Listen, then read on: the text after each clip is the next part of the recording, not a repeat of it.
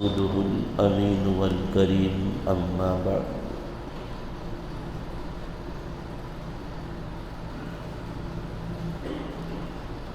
جہاد تم پر فرض کیا گیا ہے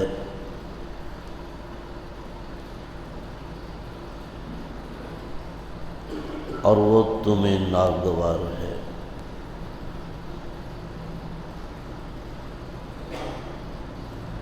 دیکھو، ممکن ہے کہ ایک چیز جو تمہیں ناگوار ہو وہی تمہارے حق میں بہتر ہو، اور ایسا بھی ممکن ہے کہ ایک چیز کو تم بہت چاہتے ہو، تمہاری من پسند ہے، اور وہی تمہارے حق میں بری ہو۔ اس حقیقت کو اللہ جانتے ہیں، تم نہیں جانتے۔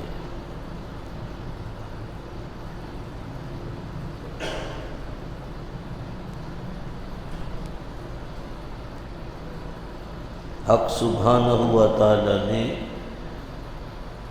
مقدمہ کلام ہی میں یہ بات واضح کر دی کہ تمہیں حقیقت حال کا علم نہیں۔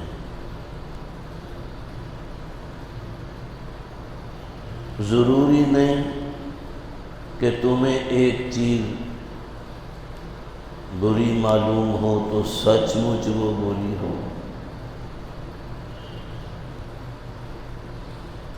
تم جانو کہ اس میں تمہارا نقصان ہے تو فی الواقع اس میں نقصان ہو نہیں۔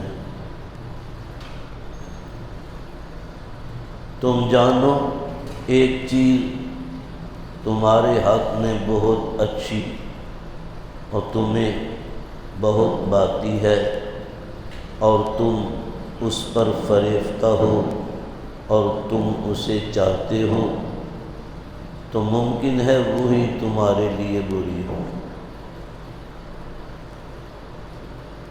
رب العالمین فرماتے ہیں ہر چیز کے چھپے ہوئے حالات کو تم نہیں جانتے۔ وہ حقیقت جو پوشیدہ ہے اس کا علم صرف اللہ کو ہے، تمہیں نہیں۔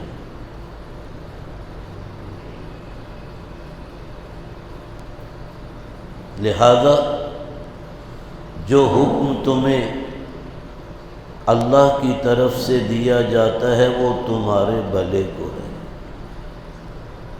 اس میں تمہارا نقصان نہیں، تمہارا ہی فائدہ، تمہارا ہی مفاد ہے۔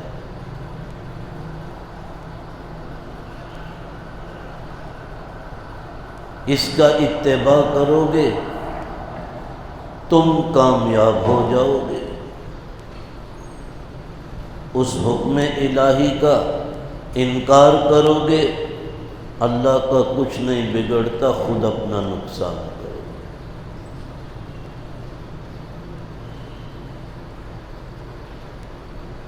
بہت سی چیزیں ہیں انسان کی طبیعت پر شاق اور ناگوار ہیں،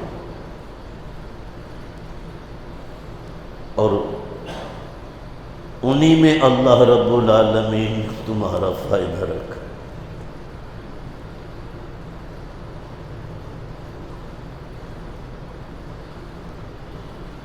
ایک صاحب مفلوج تھے، پورا بدن فالج زدہ ہے،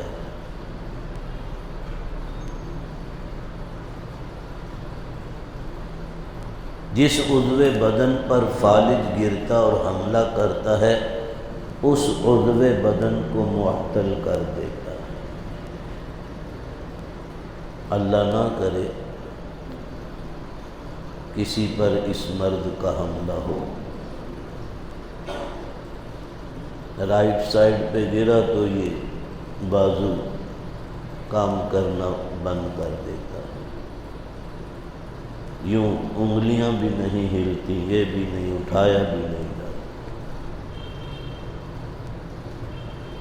بائیں طرف گرے تو اس حصے کو مفلوج کر دے گا۔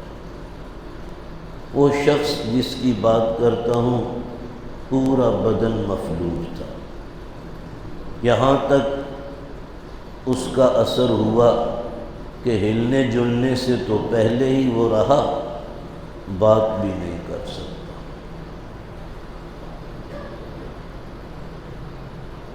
جو اپنی ضرورت اور اپنی تکلیف بتا بھی نہ سکے تو اس کی پریشانی کا آپ اندازہ کر سکتے ہیں۔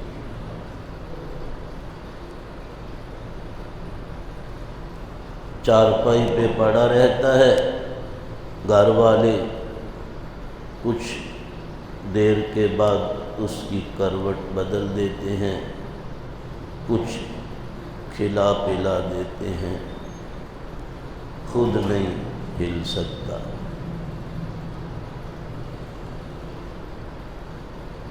معمول کے مطابق لیٹا ہوا تھا، ایک بچھو اس کی چارپائی پہ چڑھا اور وہ چل رہا ہے، یہ دیکھ رہا ہے لیکن ہلنے جلنے سے قاصر ہے، آواز بھی نہیں دے سکتا کہ زبان بھی مفلوج ہے۔ اللہ تعالیٰ سب کی حفاظت فرمائے۔ وہ بچھو چلتے چلتے اس کے سر پہ پہنچا، یہ بہت گھبرایا، اب کیا ہوگا؟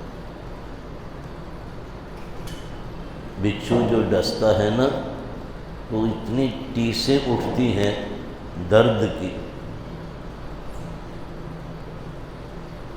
جو ناقابل برداشت ہوتی۔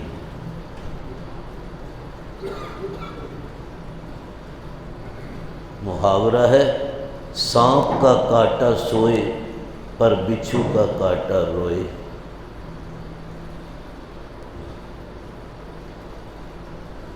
بچھو نے ڈسا، اگر آپ نے اسے مار دیا آپ کو اتنی زیادہ تکلیف نہیں ہوگی، اگر وہ بچ کے نکل گیا بہت تکلیف ہوگی، بہت تکلیف ہوگی۔ یہ کیا حکمت ہے، اس کو بھی اللہ ہی جانتا ہے۔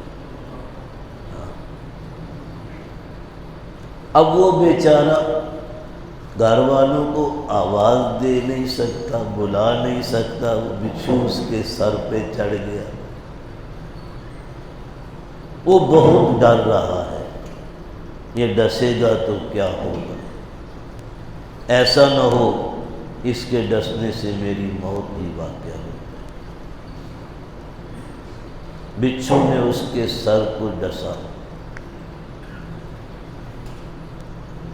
پوائزن اس کے بدن میں سرایت کر گیا، وہ اٹھ کے بیٹھ گیا،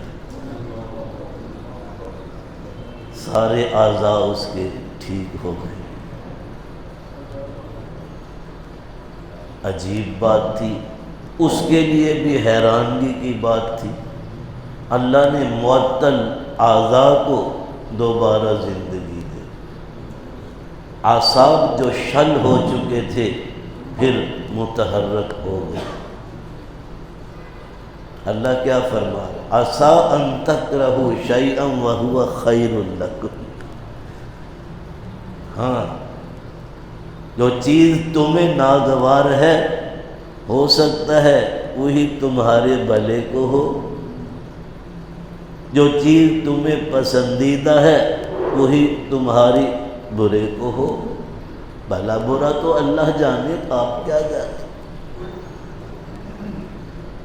تو صاحب یہاں حق سبحانہ و تعالیٰ فرما رہے کتب علیکم القتال وہو کرہ لکم۔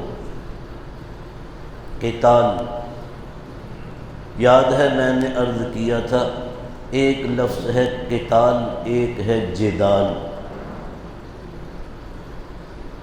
جدال اور جدل زبانی جھگڑے کو کہتے ہیں، ایک دوسرے سے جھگڑنا، اور قتال ہتھیاروں کی لڑائی کو کہتے ہیں۔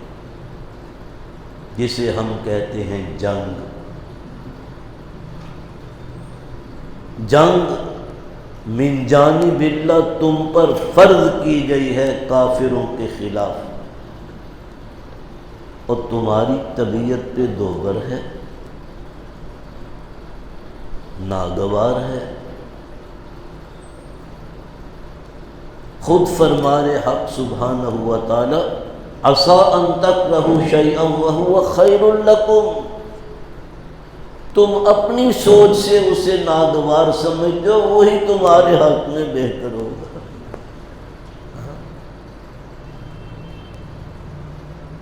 موسیٰ علیہ السلام کو بھی حکم دیا گیا تھا اس قوم کے ساتھ جنگ کرو. وہ بڑے طاقتور لوگ تھے، بڑے گرانڈیل، بڑے اونچے لمبے دڑنگے. 12 آدمی بطور جاسوسی کے موسیٰ علیہ السلام نے بھیجے، ان لوگوں کے حالات معلوم کر کے آؤ. کسی کے ساتھ جنگ کرنے سے پہلے اس کی قوت کا اندازہ کرنا ضروری ہے. حضور صلی اللہ علیہ وسلم بھی یوں کرتے تھے، جاسوس بھیجتے تھے اپنے، معلوم کر کے آؤ کتنے لوگ ہیں لشکر کے، سامان جنگ کتنا ہے، کیا کچھ ہے، جانور کتنے ہیں. آج کے دور میں آج کی چیزوں کی بابت اس دور میں اس دور کی چیزوں کے متعلق جاننا ضروری.